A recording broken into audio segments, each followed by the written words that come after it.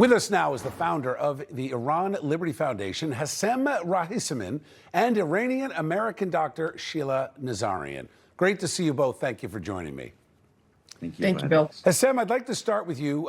U.S. service members, 3 of them died over the weekend. This is 17 in total throughout the conflict. The U.S. is bombing the region now for the 10th straight day. How quickly should the United States get to the negotiating table after what we saw this weekend? They should have never gone to the negotiating table, Bill. And I think that's the reality that a lot of Iranians been asking for. If you look back in January, as many as 50,000 Iranians, innocent, unarmed protesters, went into the streets. They had nothing but their fists and their courage, and they wanted freedom, and they were slaughtered.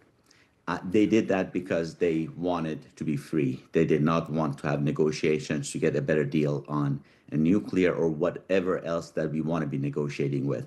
And beside, negotiating with the Islamic regime, it's very similar to negotiating with cartel. If you think one day we could have a chance of negotiating with cartel to not sell drugs or guns anymore, good luck with that. It's a great point and a good comparison. Dr. Nazarian, I'll bring you in. Everyone in the world seems to believe America's the problem, but they do not know what the world looks like if there was no America. As an Iranian American, how is Trump's peace through strength translating around the world compared to what we saw with 4 years under Joe Biden? Yeah, Bill, I just want to give a standing ovation to your opening speech when you started the show. I feel like you make total sense. You're right. Negotiating with this regime, appeasement of this regime is viewed in the Middle East as weakness. And similarly, we have to know how to speak the language of the Islamists and the Middle East. Strength and force is the only language they understand and or respect. Appeasement, negotiations is just a delay tactic that they use. And it's not because there's moderates in the regime that we can negotiate with. Those negotiators are the stall tactic arm of the regime, and they are used strategically in that way. It's not because they're more reasonable or less, extreme or less brutal. They are just an arm of the regime used to delay until Donald Trump is no longer in power or loses power. We lose the House and he gets impeached, so on and so forth. Like your other guest said, there is no negotiation with this regime. And taking out their military power is not the same as regime change. It's not the same as destroying this cancer.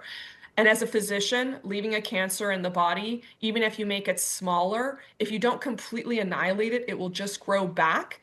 And it's kicking the can down the road, mowing the lawn. It's something our children and grandchildren are going to have to deal with. So what Donald Trump is doing right now in the Middle East, Bill, is exactly right. Don't stop. Don't let up. Weaken this regime. Take out all of their power. Arm the people of Iran and let them take back the freedom that they had just 47 years ago. Strong point, Doc. I appreciate your comments at the top. Hessam, let's just put a personal touch on this. You've got a heartbreaking story because I think people need to understand what happens and how it impacts people and families directly and personally. You've got the story of the horrific torture of your uncle by the Iranian regime. Can you take us through what happened and why it's important for the president to finally end this?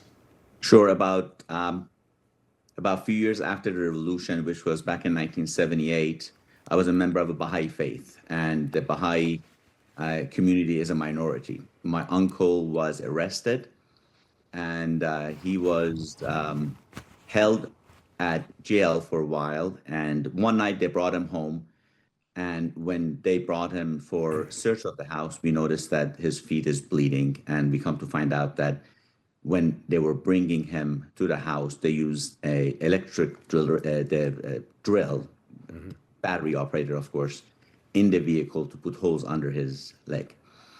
After a few years, he was killed, and his house was taken, and the family, mom and the wife and the 2 sons were kicked out.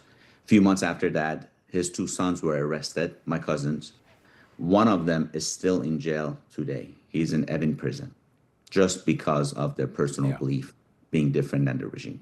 Yeah, it's horrific. Hessam, thank you for sharing that personal story.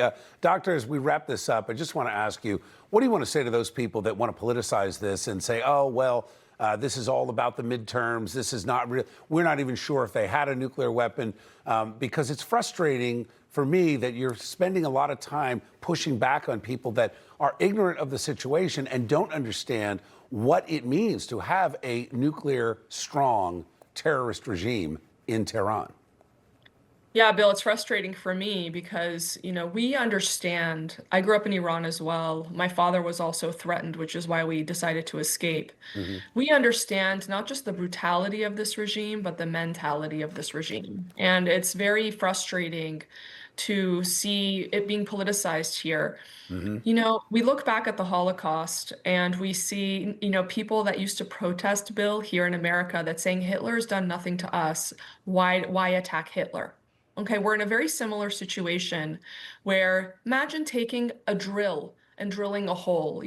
Our family knows the story of a girl that was put in the same jail, Evin Prison, when she was 17, walked out 5 years later holding the hand of a 3-year-old girl, result of rape in prison, no teeth, no fingernails. These are just singular stories. There's thousands of these kinds of stories. So there's no negotiating with this regime. This is a humanitarian issue. And if Americans don't think that the IRGC are here or trying to get in here to bring that death to America straight to our homes right here, they're being naive. Yeah, that's a great point. Dr. Sheila Nazarian, thank you. Hessam, Rahimian, appreciate you both tonight.